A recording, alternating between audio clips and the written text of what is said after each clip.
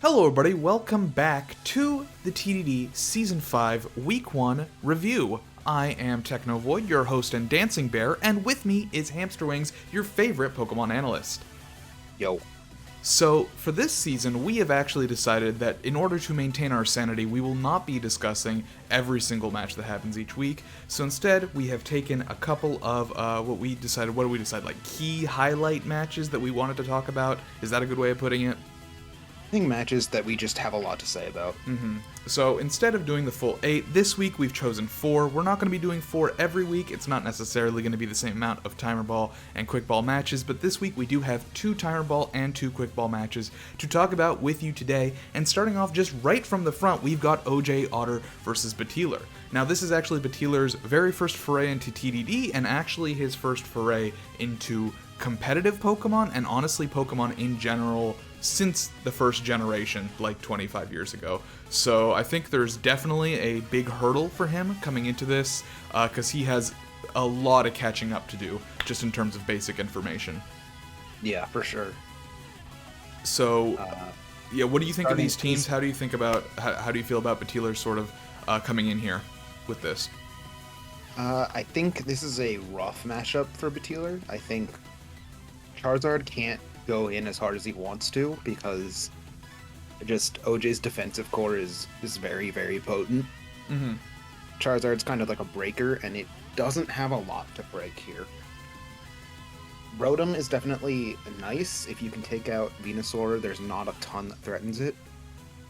Alakazam is always a good hard hitter.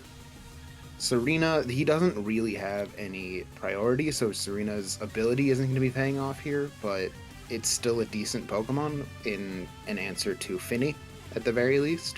Yeah, and also this thing does get triple Axle, so it is very nice against a lot of OJ's ice weaknesses there. Yeah. Palisand and Mime. Palisand, it's kind of rough for it to do anything here. It doesn't have the best matchup, and Mr. Mime is just kind of like a really good go-to support. So what do you think the strategy needs to be here on both sides of what are the win cons? What are we looking at? I think what Batelor's trying to do is trying to increase pace, and what OJ is trying to do is decrease pace. Okay, that's a good way of putting it. All right, shall we get straight into it? Yeah. Alrighty. So starting off here, we do have the Finny Venusaur lead, which I think makes a ton of sense on OJ's part. He is trying to decrease that pace, as you said. Yeah, and that's a very, very slow lead. Very slow lead. The Venusaur is not Venusaur. Well, they are both going to Mega on the first turn here, which makes a lot of sense. Misses the Blaze Kick, unfortunately. Yeah. I didn't even know it got Blaze Kick, I'm being totally honest. Yeah, Flare Blitz is usually, I feel like, the move here. And okay, and here we have a Stealth Rock, so I do think we should talk about that Stealth Rock. I think this is a good option here. I think a lot of OJ's Pokemon are weak to it. That being said, I do wonder if an Earth Power into the Venusaur would have been better here, because I feel like taking that out is kind of top priority. I feel like doubling into the Venusaur would have been a good option, yeah. Yeah. I definitely think that Stealth Rocks is not something that a lot of people expect, and it does put a lot of work into OJ's team specifically, because he does have a lot of flyers, and he does have that Rotom Heat, which takes little damage from anything, but just getting rid of that Venusaur feels like kind of a priority there. So he does get a hit on it now. Being like a big piece of the core, it would be really nice to get rid of as quickly as possible. Right. Luckily, it does survive. And I know, like, newer players are usually pretty afraid of recoil moves, but on a Mon like Zard X, where you just get so much out of every attack, it really is, like, that good. Now, OJ does do a nice prediction there. Brings in the Salamence, which is less valuable at this point, getting the protection. It takes about the same amount of damage Venusaur was. Yeah, that's true. Just goes to show the Pokemon's stupid. Dazzling Gleam here. Now at this point, so one thing I do want to mention here that I think Batelor, just something he can learn from, is that at this point in the match, Mime sort of just stays out and continues Dazzling Gleaming the enemy side, even at this point when we have a lot of things on the enemy side that are just not going to take a lot of damage from it. And I think that since he wanted to play fast, a switch there would have been better for him. Yeah, at this point, Mime definitely became a dead slot. Yeah, because it is not doing much on its side right now. The Fake Out's really nice, but at this point, you have so much resistance. It does actually pick up a kill here, just thanks to DG. But that Escavalier is definitely a problem. The sash comes in clutch there, though. Very nice there. Yeah, I have no idea if Alakazam gets Mystical Fire. I'm assuming it doesn't. I'm not sure. But Psychic does a fair bit of damage to the Rotom, but like at this point, yeah, it's a your double Dazzling resist. Gleam into 2 resists. You gotta switch there. Yeah. And Zam like, had Protect, so that would have been a solid Protect option for him there. Yeah, I mean, going into Rotom Wash there, he would have taken no damage from the Iron Head, and he would have put you in a great position. Yeah, but as it stands, we do have the Rotom Wash coming out at the very end, which is not a great situation for Rotom in generally. Yeah, Rotom is a great Pokemon to pivot around with. Yeah. The Stealth Rock are putting in work, but I think getting rid of that Venusaur would have been a little bit higher priority in this game. Yeah, and the high jump kick, kind of an odd choice there. It's a resist. It is a resist, but unless he had triple axle, He did. Everything was a resist. Oh, okay. He did have triple axle, which would have been neutral. He does manage to take out the Escavalier, but unfortunately it is, a little bit too little too late. OJ's team did actually have a lot of Pokemon that were like not faring super well on health. So Batelor, had he made a couple of switches earlier on in the match, it sort of kept that momentum up. I think definitely had a chance here. But that being said, honestly, very first match this guy has played in like over 2 decades. So absolutely. Given all that, I think really solid play on his part. I have less to say about OJ, but honestly, I mean, OJ, this is maybe some of the best we've ever seen OJ play. OJ played to his team well. He played really well to his team, constantly pivoting, maintained as much differential as he possibly could. Honestly, the switches into Salamence, into Rotom, into Hawlucha here at the end to basically kill off that Rotom before he could get another differential point. I think it's all very solid on OJ's side. And then, as you said, sort of maintaining that slower pace, not feeling the need to bring Hawlucha in while Misty Terrain is up and sort of get that unburden boost, because he realized that at that point that wasn't his win con anymore, so he didn't need to do that. Yeah, it was good. I think OJ played really well this game. All right, cool. So that is going to be match 1. Moving on to our next match of the week, we are going to be talking about Eggpling versus Stormy Sunshine. How do you feel about these teams? So, when it comes to these teams, Egg has like the weirdest sand team I've ever seen, but it does have Dracozolt, so you always have to be afraid of Dracozolt. As for Stormy's team, it's a very hard Trick Room, but also not in a weird way. In this week, there's things like Mienshao, which is very clearly not a Trick Room Pokemon. Pharaoh and Goodra can always go either way, it doesn't matter to them. Same with Mudsdale to an extent. Glastrier really does need that Trick Room, though. Mm-hmm. So and is dangerous to only have the one setter sometimes. Sure. Especially, That said, Hatterene is quite a reliable setter. Yeah, the big issue here is a lot of the time on something like Hatterene or any dedicated setter, you would want to run Focus Sash to make sure that you get that TR up. But going against a Sand team, the Focus Sash can be dangerous just because it ends up dying at the end of the turn anyways. So, yeah, but also, in my opinion, if you are planning to lead Trick Room and get it up, it doesn't matter if it's a Sand team, because the Trick Room will go up before the Sand damage happens, and that's what's most important. That's a fair point. And honestly, if Glastrier isn't out, losing your Hatterene gives you a free switch. Another solid point. Okay, all right. So just looking at this, who do you think has the upper hand? What are the game plans here? Obviously, hard TR versus what is Egg's big win con here? Part of it's Dracozolt for sure, but Egg is like a half fast, half slow team. He can he seems like he can stall out the Trick Room, and he's kind of waiting for it to come down. Mm-hmm. Okay. All right. Well, let us see how it goes. So leading out here, we do have the Corviknight and the Gastrodon, I believe. No, the Dracozolt. Okay. So not going to get that speed boost just starting off here, and we are starting with, it looks like, pretty hard, like definitely wanting to fake out and get that TR up immediately.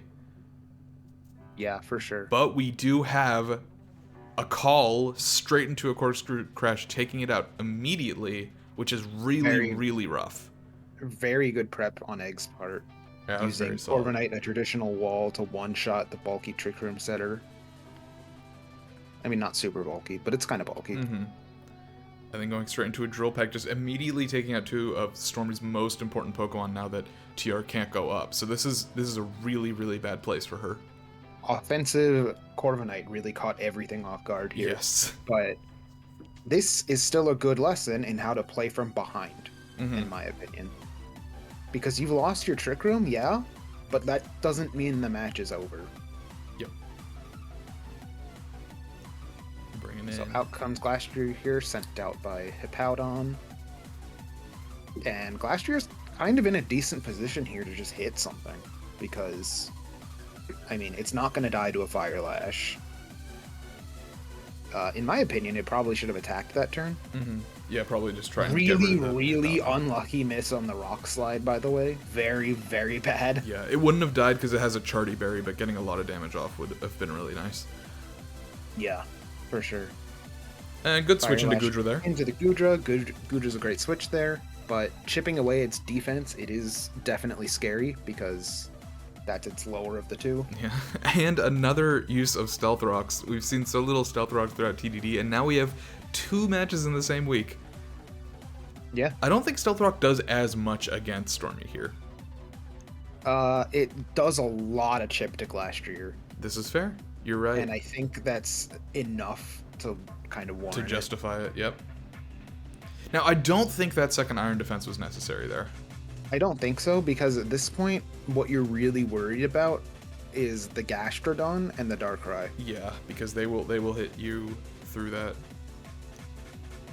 Corviknight is gone, but the Gastrodon is sitting right there. Goes to the Body Press. It's not enough. It does a ton of damage, considering that's a Gastrodon, though. Mm-hmm. And here we have 2 special attackers. Here are both of the things that threatened Mudsdale. Yeah.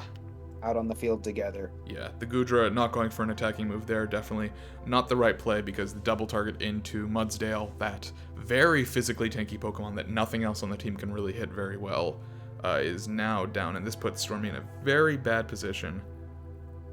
Yeah. And Glastrier also does not take special hits super well. A miss on the Focus Blast, very unfortunate. That would have taken it out. That being said, luckily, she did double target it. Yes. It's very good, and the Chilling Neigh is up, but it's not really going to matter at this point. Not a ton, but I really think that a season ago, Stormy would have given up as soon as Hatterene died. Hatterene, and then immediately the Mienshao dying a turn later. Yeah, but this was like a very solid, like, she pivoted very well out of losing her Trick Room. Mm-hmm, mm-hmm. Yeah, going straight into the Ferrothorn, and then the Goodra, these 2 Pokemon that, as you said, don't really care whether or not they're in TR, and Mudsdale another one. So it just, like, really doing a good job of being like, okay, well, I don't have what I need. I can still take out some of these Pokemon. Did her Goodra not have a Dragon move? Maybe not. No, it did not. Protect, Flamethrower, Focus, Blast, Ice Beam. I see. So that is down. And this Drowsy is unfortunate because you cannot switch it out at this point. The defense is lowered again. Yeah, Egg reveals the Yawn, and that's pretty much the whole game at that point. Yes, so much damage from Iron Barb's Rocky Helmet there. Ice Beam is going to take it out. But I mean, like, again, Stormy is claiming the differential points. Yes. Like, starting from a game with that horrible of a start, a 2-0 is wonderful for her. Yeah. Absolutely. Now, at this point, the Goodra is unfortunately kind of shit out of luck, 2v1, and it's asleep, and both of these things have recovery moves, and its defense is lowered. Yeah. So it's... But playing from behind and playing for differential, it was just a good showing. Yes, and very unfortunate miss there. Probably just the Ice Beam probably would have been better. Yeah, I'm not exactly sure how the Gastrodon spec'd, but the Ice Beam might have killed. Yeah, the Ice Beam might have killed. Probably not, yeah. But... I guess, yeah, going for that 70. It just, I mean, that was like 3 focus misses that game, which is always, you hate to see it. Yeah, the rock slide miss was big too. Yes, yeah, a lot of misses on Stormy's side. Unfortunate, but honestly, I think really just good showing on, as you said, how to play from behind for Stormy here, because her entire strategy just got completely nuked in the first couple of turns, just from really, really good prep on Egg's part, with having the Corviknight be something that nobody expected. Yeah. And then you know, putting Stormy on the back foot there, managing to keep up that, you know, pressure with these really, you know, bulky offense mons that don't mind moving second. Yeah. So I think it was a great showing. Yeah, great showing from both. All right, so moving into Timer Ball. So we have Timer Ball this week. We've got Peanut versus the Meteor Bower, the Taskmaster. It's really funny how much Drayden looks like Greg Davies to me. Yeah, kind of actually. All That's right. kind of crazy. Tell me about these teams. This is a really interesting match on Team Preview because the Taskmaster's team is pretty fast-paced, like his draft is. Mm-hmm. This team does not look very fast-paced.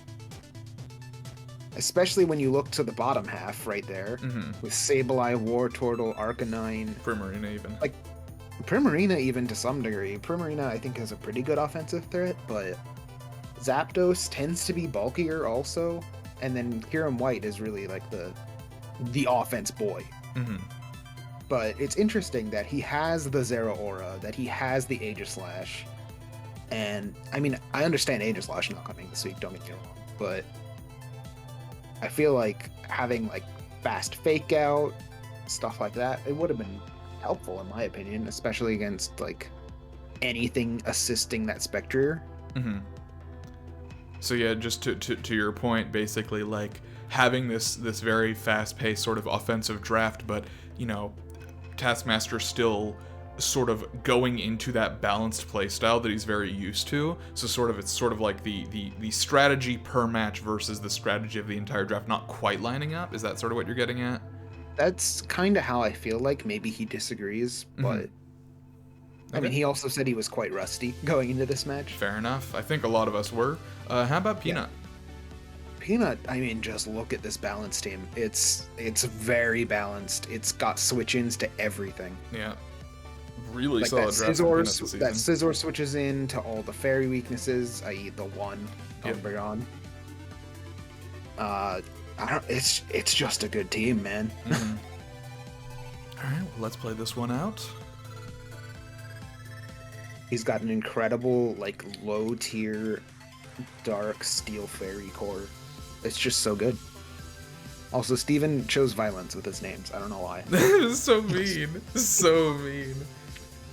Alright, so... the Adrenaline Orb, I think. Is that what that was? Yes, that was an Adrenaline Orb.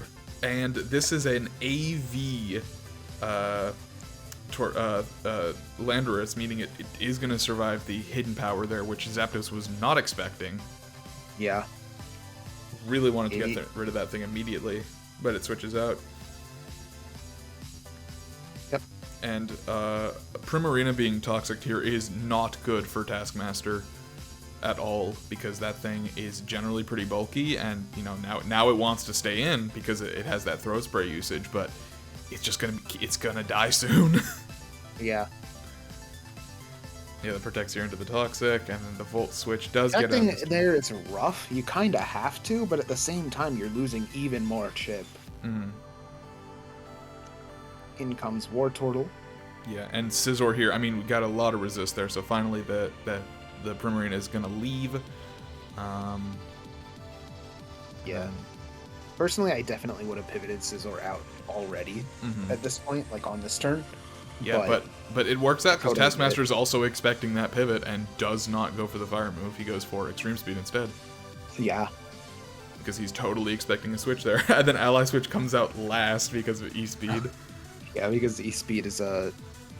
Oh my gosh, that's incredible.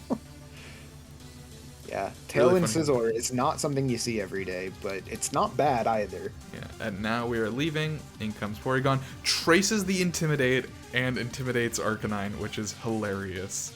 Yeah, now it can't 2-hit KO the Florges. I don't know, dude. Peanut was on another level in this game. He was he was gigabraining it.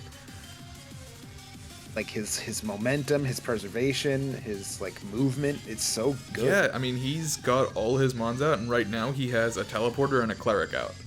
I mean, he is in such a good position just with being able to heal up anything. Like the Lando and the Scizor are both basically completely safe at this point. Yeah. Income Spectrier. Income Spectrier, which honestly, I don't think he's upset about that. Yeah, I don't think so. What's the Sableye gonna do? Nothing. Income's Kyurem. Choice Protect, baby. Gets the gravity. So he's here. He's going for gravity. He's got a Hex build going. A Gravity Blizzard strat. Yep. I'm gonna protect there, and the Umbreon's actually just straight up not gonna switch out. Just the double protect. This is not Trick Room, but you know it works out because had that hit, would have been real bad. I think Umbreon actually would have been fine. Yeah, Umbreon would have been probably fine. would have died to both. Yeah. Combined, but yeah.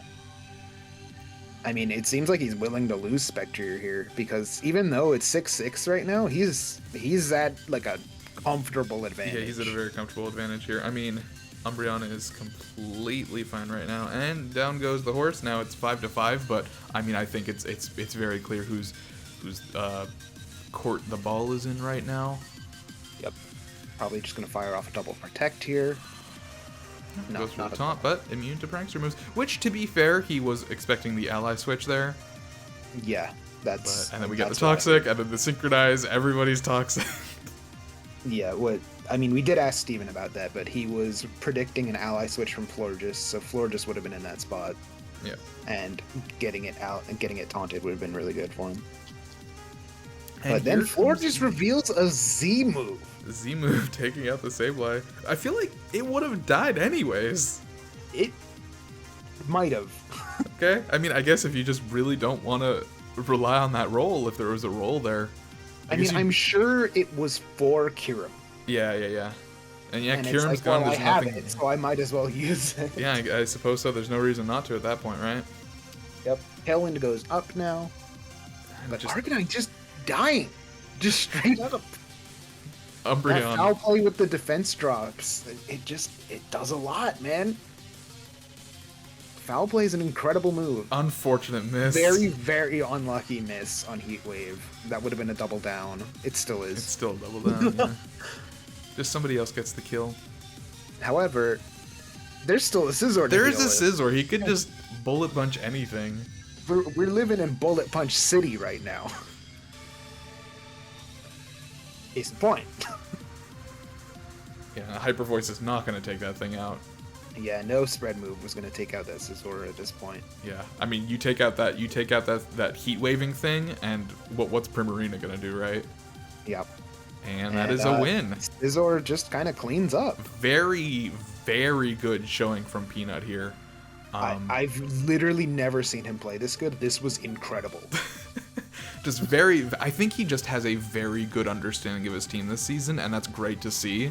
I mean, just his as you said, preservation of the threats. You know, not having Umbreon or Florges or Porygon ever become a dead slot on the field. You know, always just whenever they're no longer necessary, getting in something again that, you know, can do damage, like the Spectrier, the Scizor, just really, really solid play from him. The pivots were on point. Yeah. That being said, Meteor Bower, I think a fair amount of this was he did get unlucky on a few fronts. Definitely. With a few things, but that being said, I think Peanut definitely deserved this win. I think he played extremely well. I mean, the mix-ups, like, his team was such good balance with, like, a breaker like Spectrier, cleanup crew Scizor, and then just all the walls had Toxic. Yeah. Did Porygon have Toxic? We only saw Porygon use T-Bolt. It was very, very, very nice. That T-Bolt was very useful. Okay, and into the last match we're going to talk about this week, we have a Diggory versus Post Structure. Tell me about these teams. I mean, first of all, even before talking about the teams, watching this match was so tense. Why is that? This match was crazy to watch because this entire match was based on information. Okay. And information gather. because there are so many things on every team that it's like this Pokemon could do 10 different things. Right. It's like sort of figuring out what these sets are. This match was a puzzle, and it was incredible to watch. All right. So what do you think the sort of the best strategies here on both sides are? What are the win cons?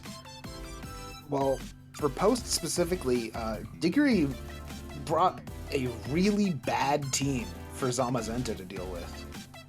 Zamazenta struggles here. Yeah. For sure. So I think the backbone carry is going to kind of rely on like Cinderace and maybe even Kappa-Raja. I think Crocodile works very well here. Crocodile definitely works, but it's got a lot to watch out for. This is true. And then Vileplume, I think, is a solid defensive choice. On Diggory's side, we've got that Coco. We got that Grimmsnarl. I mean, Grimmsnarl, super reliable. Might as well be called new reliable at this point because he's really new. Dragapult, also reliable, but they're both from Gen 8. So neither of them are old reliable. What the heck? Ludicolo's pretty old reliable, though. Ludicolo is interesting to see outside of Rain, but it is still not to be slept on. Yeah. I don't think Moltres, yeah. Yeah. No, go ahead. I was just going to say, I think Ludicolo definitely appreciates Rain in a big way, but I think it totally works outside of Rain teams. I think it was a very good draft for Diggory when he was like sort of like half Rain, half not Rain, to sort of pick up Ludicolo. And then Moltres, I love Moltres. I've loved Moltres since Gen 8. I think it's incredible.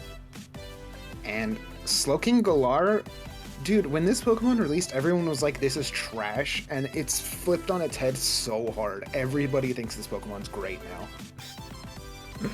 Okay, let us get into it. Leading off here, we got Post with the Crook and Togekiss, and on the other side we do have that Grimmsnarl lead, which is very expected to see, as well as the Coco. Yeah, and I mean, on paper it really seems like Crocodile's not in a bad position here, but he is. Yeah, because of that Spirit Break. Yeah, the Spirit Break, the Dazzling Gleam from Coco. Very nice use of... Speaking of Dazzling Gleam, Togekiss gonna fire off its own.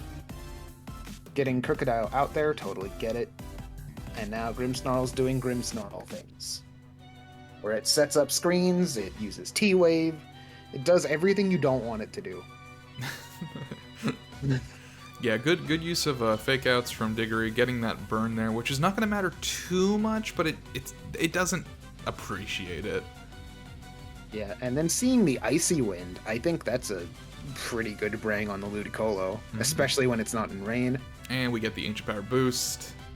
Post gets the Omni boost, and it's going to fire off his Poisonium Z. Very strange choice there. It switched this turn. Oh, okay. What was that into originally? The Grim? Okay. Yeah. Icy Wind. So once again going for another Icy Wind. Luckily, Kappa-Raja does not care. But Togekiss, on the other hand, probably doesn't appreciate it. Yeah, it does not want to be slower after that Omni boost. It's in a very good spot. It does not want to be losing momentum here. Scary to see that special defense wall in Slowking getting a Reflect and having a nasty plot behind it, because his high horsepower is not going to knock it out through the Protect. The Reflect, yeah. And it's got Slack off. This thing is a threat right now. Yeah, 2 attacks, 2 setup. Very scary. Mystical Fire just trying to get rid of those buffs, man. Yeah, this Omni boost, it's like, no. Unfortunateness there. This is the week of missing Rock Slides, apparently. Yeah. Kappa-Raja taking that like a champion. It's weak to that, and it's 2x, and he's still like over half. What a god gamer. I know, that Assault Vest Kappa-Raja, it's just, ugh. That Tailwind, so really, really nice there. Right when Togekiss is about to go down. Getting the Post-Structure special, getting himself a second Omni boost. It's wild how many times this has happened. And then poor Crocodile, it just doesn't get to do anything. It does not get to play the game.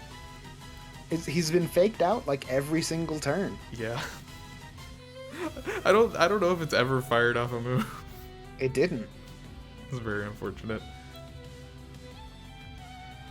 Yeah, Coco, yeah, as you're mentioning, yeah, I mean, every time I look at the enemy team, it's like Zamazenta's got problems. Yeah, but Good wild charge. still, what the heck is going on? What? Did you hear that? Did No. that pick up? No. Somebody just started banging something.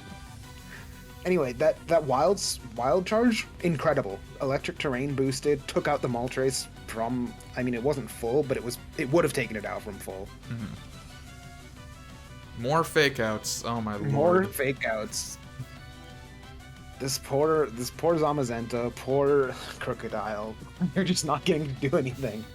And the nasty plot goes back up. No reflect this time. Slowking gets its nasty plot back up with ease. Takes a wild charge. That seems like a weird play, but I completely agree with it. Yeah, just because of the E terrain. The electric terrain and this Zama is banded. Ah, yeah. Then yeah, that's a good choice. Yep. Then Slowking finally reveals Psychic, taking that out.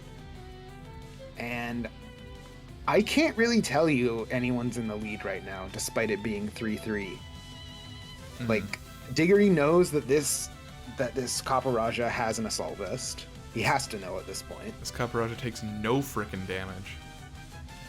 Very unfortunate for Post that doesn't kill. I believe it was a roll. Mm-hmm. But Diggory down to 2 Pokemon, but Still if you look at it, lit. Dragapult goes in here still. Although he does reveal Phantom Force, which makes it a little bit harder for him to go in. Dragapult does have that struggle of not really having any great physical ghost moves. Mm-hmm. So now it's Dragapult versus the world, easily takes out Kaparaja with like 2 health. Yeah. And it takes... I feel like at this point Diggory started panicking because he didn't realize that resisted hit would do that much. Right. Or at least that's where I was. Mm-hmm. Now, I totally get what Diggory's going for here. Yeah. Because he's like, I gotta hedge my bets on that Cinderace being banded. Yeah, I think he basically wanted to scout, and he's got the disable there, which is very nice, and he's trying to get that. But still, that Vileplume just doing so much damage. Yeah, it's nuts. And he was really, really scared of Sucker Punch at this point. Yeah. He protected to kind of scout the Sucker Punch. Yes. But that Cinderace, as it turns out, was Focus Sash. And yeah, definitely wanting to disable I think the big goal there, and this would have worked great for Diggory if it did work out, is protecting into the Sucker Punch and then disabling the Sucker Punch. But that Vileplume just still being such a threat on the field. Yeah, that's why I said this is such an information game. Yeah. Because Post hid Cinderace for the whole game. Mm-hmm. And that's kind of what ended up winning him the game. Yeah, it's just the fact that Diggory had no idea what the Cinder was doing, what it could do. A lot of times we're like, you gotta bring out your versatile Pokemon early. And I still, stand by that. Mm-hmm. However, the Cinderace coming out late is what won Post the game. I agree. Okay, alright, well that is going to be all the matches that we have to talk about this week. Looking forward to week 2. You have any final thoughts on this week? I think this was a banger week 1. Banger week 1. We don't talk about our match. We don't do that. Yeah, that being said, that's why it's not here. That's why it's not here. That being said, so just we do have a couple of new players this season in Quick Ball. Just to sort of general thoughts. I think Bateller did a good job of sort of making up for lost time in terms of learning the strategies and sort of the Pokemon. I think Kaz had a bit more trouble with that. I think Kaz, one of the biggest things for him is going to be to, same thing as Bateller, learn these, mechanics, these type matchups, what various abilities do. And one thing that I will say about Bateller is Bateller reached out to me yesterday with a team, and I sort of worked with him for a couple of hours to sort of build it up to a better place. And I just want to highly recommend to Kaz and to anybody else that is sort of newer. I know Math Geek is working with some VGC folks that he's friends with. But just big recommendation to Kaz and to Bateller moving forward here. Definitely still recommend sending your team to more experienced players that are not in your division, sort of getting even not new players, like getting a second pair of eyes on your team is always great. Yeah, for sure. The main reason I mentioned, Timer Ball is because with the Quick Ball, they are fighting other Quick Balls, and they don't necessarily want to give stuff away. But, like, you have no qualms with sending something to Meteor Bower, Peanut Scratch, Diggory, Lazadin, whatever it is, we are here to help. We're always very happy to, so I do highly recommend that, and sort of just using that, /info, and using that Maryland Team Builder and all these things to see what a Pokemon stats are that you're fighting, see what its ability is, see what its type is, and just understand what the best play every turn is. Making sure you have those appropriate switches, you are doing moves that are going to be doing a lot of damage, I think is going to be very important. That being said, that is all I have. Yeah, I think that covered everything. That covers everything. All right, in that case, we will see you next week with the Week 2. I guess we're, at this point, we're not doing MVPs anymore because we're not talking about every single match. Thank goodness. Yes, those were always very hard to decide. With that being said, I've been Technovoid, this has been Hamster Wings. Please click here in the middle to subscribe if you are not yet, and over on the right is probably next week's review. What do we call these? I don't even know. It's not an overview. No, recap. We call them recaps. Recap. That's click what we call here them. for the recap for next week if it is out. We look forward to seeing how you all play in Week 2, and I look forward to not getting frozen. Bye-bye!